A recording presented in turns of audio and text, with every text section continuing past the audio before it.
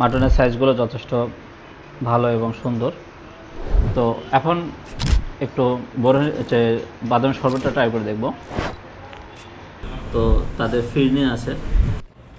পুরান ঢাকার অন্যান্য রেস্টুরেন্টের মতন কলকাতা কাচ্চি আসলে আপনারা কিন্তু নাজিরা বাজারে পাবেন না। এটা আসতে হবে আপনার পুরানো জেলখানা যেটা, সেটার সামনে থেকে অল্প একটু 1 মিনিটের রাস্তা, আনন্দ বেকারি আশেপাশে, কিংবা আপনার কলকাতা কাচ্চি লিখলেও চলে আসবে।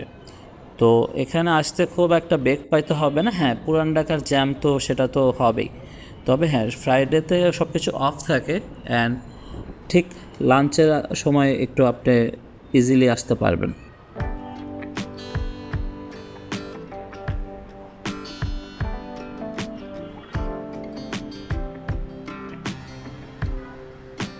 নতুন এক ব্লগে সবাইকে স্বাগতম। আমি সাবলাইম পিডির পক্ষ থেকে। আজকে জুম্মার দিন চিন্তা করলাম যে কি করা যায়। তো চিন্তা করলাম যে শুক্রবার একটু ভুরিভোজ না হলে কিভাবে হয়। তো আপনারা সকলে পুরান ঢাকার ব্লগ নিয়ে খুব ইন্টারেস্ট থাকেন যে পুরান ঢাকায় কী চলতেছে। তো কলিকাতা কাচ্চি আসলে ঢাকার ভিতরে কলিকাতার নামটা যেমন আনকমন লাগে, আসলে কাচ্চি অন্য কাচ্চির থেকে এদের কাচ্চির আসলে মেকিং প্রসেসটা কিংবা এদের টেস্টটাও ডিফারেন্ট। তবে 2011 থেকে যাত্রা শুরু করলেও বর্তমানে এটা আসলে সবার একটা পছন্দের একটা জায়গা। আমি যখন ঢাকা ভার্সিটিতে পড়তাম তখন আমি মাঝে সাঝে আসা হতো এখানে। তো দীর্ঘ 2000 মনে হয় 16 পরে আবার আসতেছে, 10 বছর পরে। তো তখন ব্লগ করা হতো না, এখন ব্লগ করা হয়। তো চিন্তা করলাম যে আমার এক্সপিরিয়েন্সটা আপনাদের সাথে শেয়ার করব, পাশাপাশি আপনারাও নতুন কিছু সম্পর্কে পরিচিত হবেন এবং যারা পুরাতন যারা জানেন তারাও জানলেন যে আগের থেকে বর্তমানে যে ধারাটা সেটা কতটুকু পরিবর্তন হয়েছে কিংবা আগের মতন টেস্ট আছে কি না, এসব কিছু নিয়েই থাকবে। তো তাদের মেনুর ভিতরে আছে যে চিকেন কাচ্চি আর হচ্ছে মাটন কাচ্চি স্পেশাল 330 টাকা বর্তমান প্রাইস, যেটা এখন 2026 সালের মে মাসে চলতেছে। এবং যেটা চিকেন কাচ্চি সেটা ব্রয়লার মুরগি দিয়ে করা। এবং এর পাশাপাশি জালি কাবাব আছে, বোরহানি আছে, এর পাশে আপনার বাদামি শরবত আছে, ফিরনি আছে। এই তো এসব নিয়ে আজকের আয়োজন। তো সাথে থাকুন, খুব তাড়াতাড়ি ব্লগ দেওয়ার যে আমার যে গ্যাপ আছে ব্লগ দেওয়ার, সবাই কমপ্লেন করে যে এত পরে কেন দেয়, এত পরে করে দেয়। সেই জিনিসটা আস্তে আস্তে কমে আনার চেষ্টা করতেছি। এখানে আপনারা যদি নামাজের আগে আসেন তো মোটামুটি ফ্রিলি, মানে দুপুরে একটু আগে আসলে আপনারা ফ্রিলি আরামসে খেয়ে যেতে পারবেন আর কি, ক্যাপাসটা থাকবে না। মাশাআল্লাহ।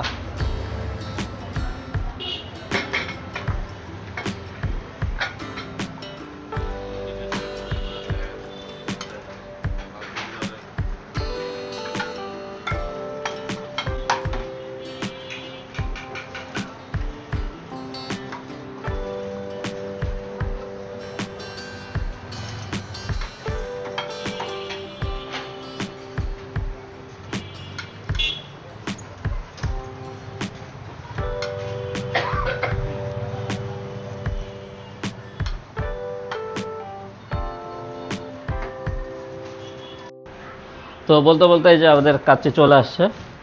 তো আমরা কাচ্চির সাথে সাথে এটা সালাডটা ফ্রি পাচ্ছি। এখানে চাটনি আছে, দুটো মরিচ, লেবু, শসা। এবং আজকে আমার ব্লগে আমার বন্ধু আসছে আমার সাথে, Emon. Hi Emon, welcome to সাবলাম বিডি। অ্যান্ড কাচ্চির সাথে সাথে আমরা জালি কাবাবটা নিয়েছি। তো কাচ্চি, এই যে কাচ্চি পোর্শনটা, অ্যান্ড মাটনের সাইজগুলো যথেষ্ট ভালো এবং সুন্দর। সাথে এরকম আলু পাচ্ছেন 1 পিস। অ্যান্ড তো প্রথমে কাবাবটা খেয়ে দেখবো, জালি কাবাবটা কেমন। একদম ফ্রেশ এবং মজা।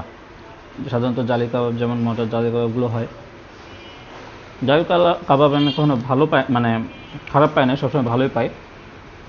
তবে হ্যাঁ, একটা জায়গায় একটা সময় যেটা হয় কি, জালি কাবাবের টেস্টটা ডিফারেন্ট হতে পারে, কিন্তু খারাপ বলতে যেটা হয় যে মাঝে সাঝে পুরাতন দিনেরটা হয়, যেটার জন্য শক্ত হয়ে যায় কিংবা একটা স্মেল আসে। তো এছাড়া জালি কাবাব সব জায়গায় ভালো।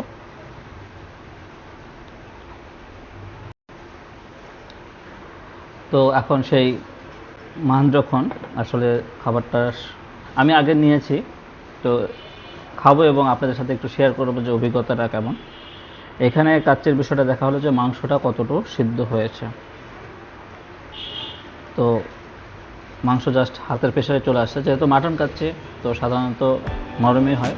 তো মাটন কাচ্চির সমস্যাটা হলো যে মাঝে সাঝে মাটন থেকে স্মেল আসে, কিন্তু ঢাকা শহরে এরকম যারা মাটন পছন্দ করে না তাদের কাছে স্মেলটা লাগে। আসলে যারা মাটন পছন্দ করে হালকা মাটনের স্মেলটা না থাকলে আবার তাদের চলে না।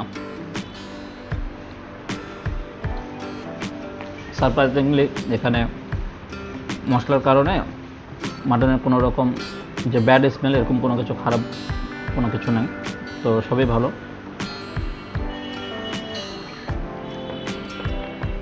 এবং কাচ্চিটা জাস্ট দেখেন।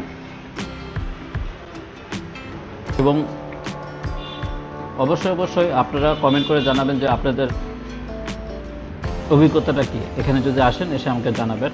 তো এখন একটু বড় হচ্ছে বাদাম শরবতটা ট্রাই করে দেখব।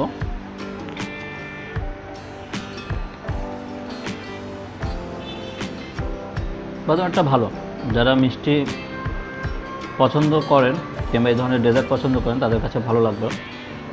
অ্যান্ড বোরহানিটাও পাশাপাশি ট্রাই করে দেখি। বোরহানিটা জাস্ট অসাম, বোরহানি আসলে মিস করার মতন না। বাদামের শরবতটা আমি বলবো যে থিকনেস যেটা আর কি, ঘনত্বটা একটু ইয়ে কাছে, কিন্তু বোরহানিটা মাস্ট ট্রাই আইটেম।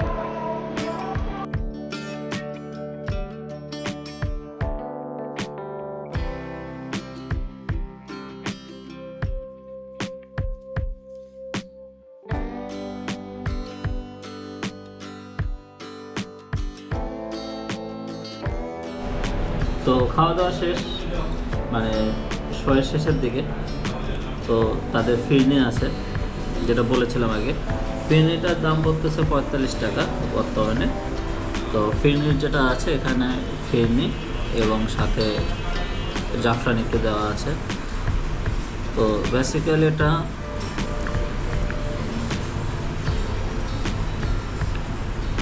ফিরনির থেকে বেশি সুজির মতো লাগতেছে। তো মিষ্টিটাও একটু কড়া, তো যারা মিষ্টি পছন্দ করেন না তাদের জন্য এটা না।